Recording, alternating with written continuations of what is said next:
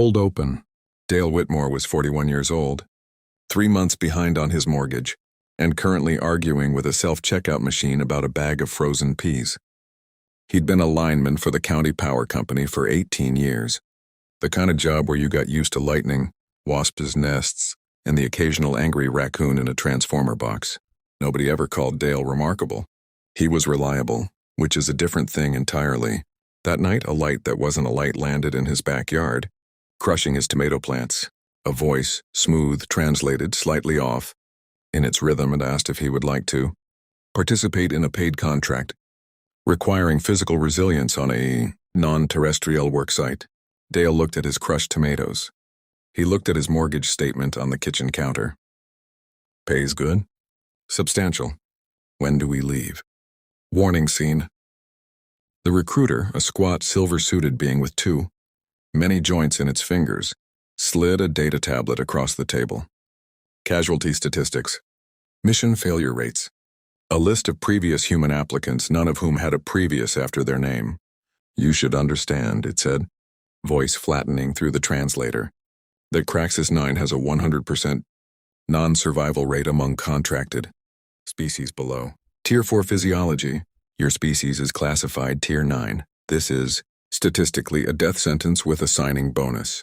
Dale skimmed the tablet, took a sip of gas station coffee, and set it back down. Sounds like Tuesday. The recruiter's optical sensors narrowed, the closest thing it had to a squint. This is not humor, I understand. That's fine. I don't really either. He signed the form. Where do I go? The recruiter stamped the contract, and something in its posture sagged, like a machine finally giving up on a warning label nobody read. Don't blame me, it said quietly, when you come back in a box. Squad introduction. The transport ship's cargo bay doubled as a briefing room, and Dale sat on an equipment crate while the rest of Contract Team Vest 7 filed in one by one, each of them radiating a very different flavor of do not mess with me. First was Chacarel, nearly 8 feet of chitinous plating the color of a bruise, forearms folded with military precision. A translator patch on her collar buzzed faintly. She'd survived, according to the file Dale wasn't technically supposed to see, the atmospheric collapse of 2 separate mining colonies, dragging out survivors both times with her bare 4 hands. Her species could regenerate lost limbs in 11 days. She'd lost count of how many times she'd needed to. Second was Oven, a slight, pale creature with skin like wet paper and enormous, black eyes built for total darkness, the kind of eyes that never needed light to see danger coming. He was the squad's demolition specialist, credited with defusing a warhead by touch alone while blind from a chemical burn, using only vibration patterns through his fingertips. He didn't speak much. When he did, it came out clipped, precise, like he was rationing words. Third was Threx, built low and wide like a tank on legs, its hide a shifting camouflage pattern that never quite settled even at rest. Threx had survived, and this was the part that made even the ship's pilot go quiet.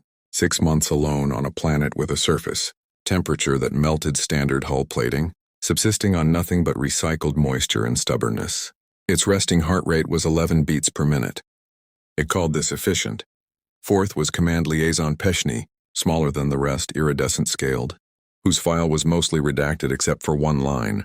Former lead strategist for the Confederated Defense Fleet, reassigned after a difference of philosophy regarding acceptable casualties. Peshny carried no weapon.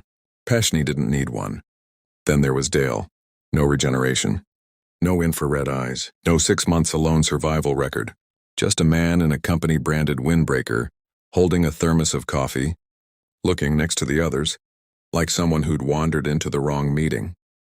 Peshny's eyes swept over him twice as if performing a recount. This is our Tier 9 specialist?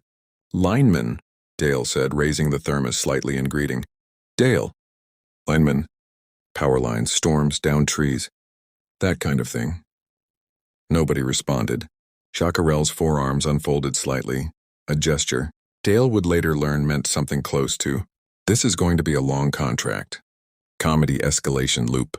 The atmosphere, Ovlin said without looking up from his gear check, carries a particulate suspension that will corrode unprotected respiratory tissue within 90 seconds. Dale considered this. So pollen season.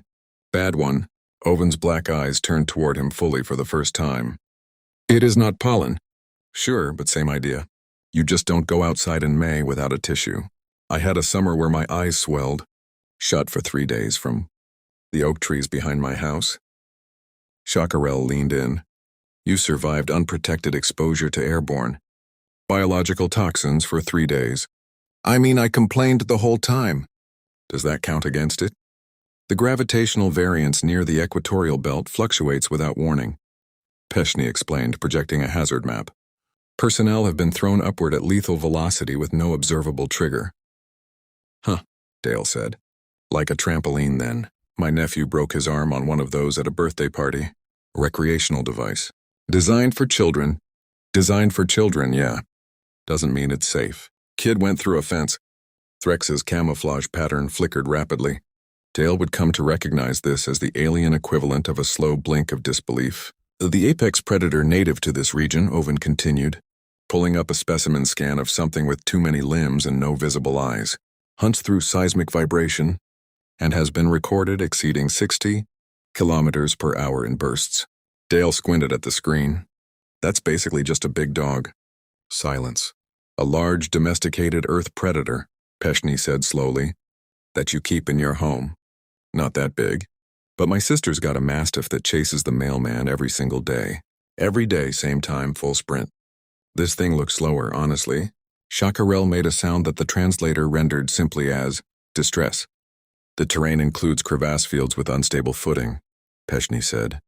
Responsible for the deaths of 11 previous contractors in the last cycle alone. Dale nodded slowly. So ice on the driveway. I do not understand the comparison. Every winter, my neighbor Gary's broken his hip twice on his own front steps. Ice doesn't care who you are. 11 deaths, Owen repeated. Yeah, Gary's insurance company hates him too.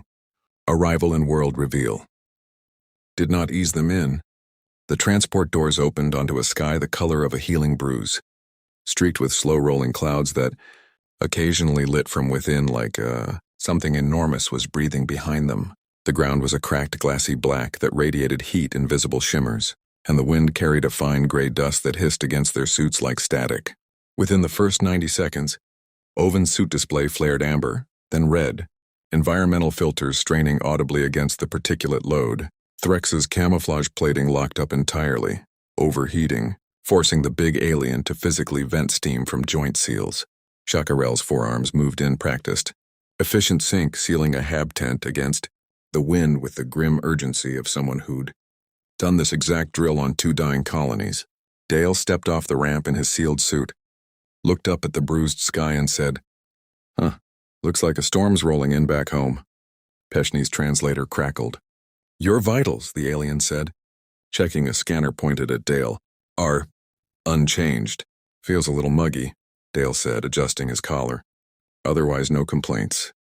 Behind him, Owen's suit gave a shrill alarm and the alien swore in 3 languages at once, fumbling with a filter cartridge. Dale, without being asked, reached over, popped the cartridge free, blew the dust off it with one breath.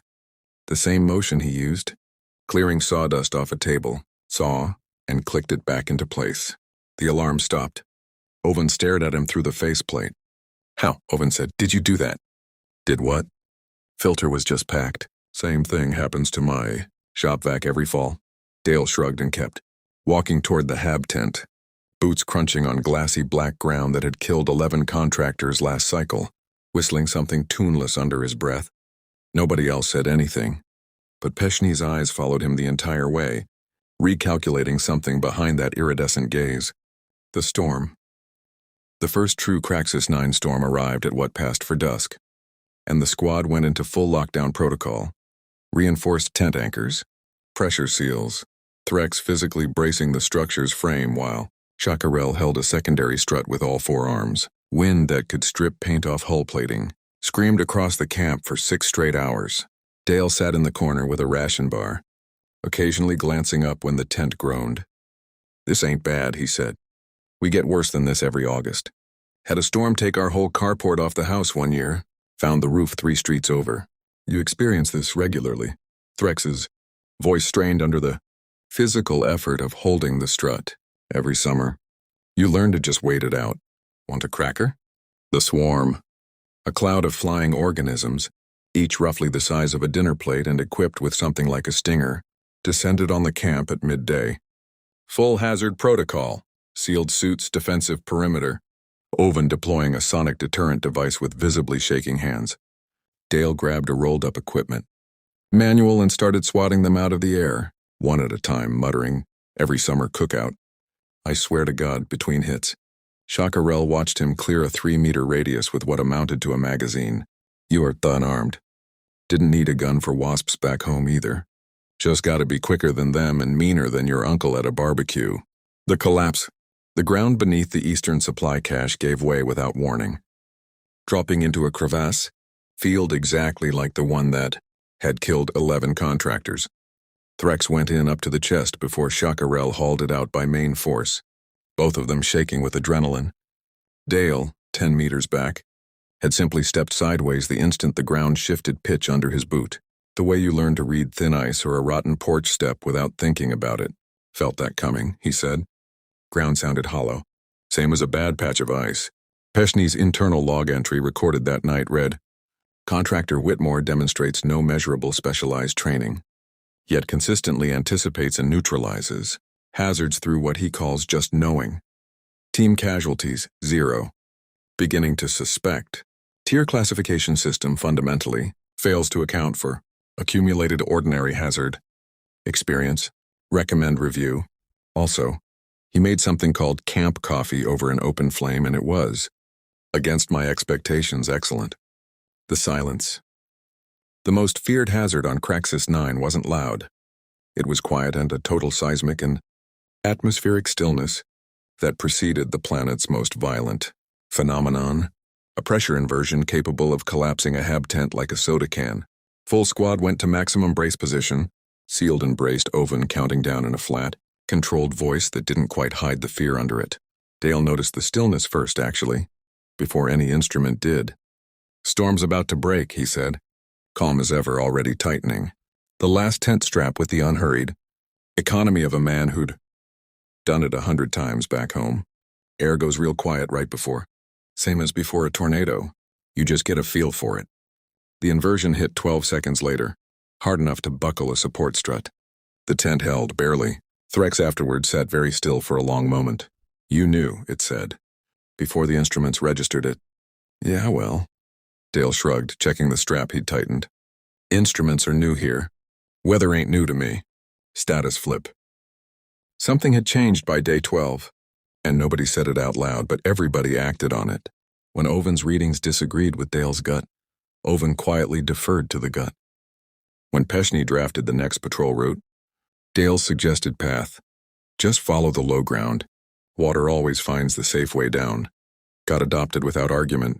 Chacarel started passing him gear first, the unspoken deference of someone handing tools to the person who actually knew what to do with them. You are not, Peshney said one evening, watching Dale calmly repair a torn tent seam with what amounted to duct tape and stubbornness. Weak. You are simply calibrated for a different kind of danger. Dale considered that for a second. Storms don't care how tall you are, he said. You just gotta know how to stand in one. Nobody laughed this time. Nobody needed to. Cliffhanger close. The ground stopped shaking entirely. A silence deeper than the one before the inversion storm. Deeper than anything the squad's instruments had a name for. Owen's sensors flatlined into a reading none of them recognized. Threx's camouflage plating, for the first time on the entire contract, refused to activate at all, as if the planet itself no longer wanted them hidden. Far out on the black glassy plain, something enormous shifted beneath the surface, cracking the ground in a line that stretched to the horizon in both directions. Peshney's voice for the first time lost its formal calm entirely. That is not on any survey. That is not possible. Dale set down his coffee, looked out at the widening crack in the earth, and tilted his head the way he did at a downed line that hadn't fallen quite right. Huh, he said. Now that's new. Somewhere beneath Kraxis-9, something ancient began slowly to wake up.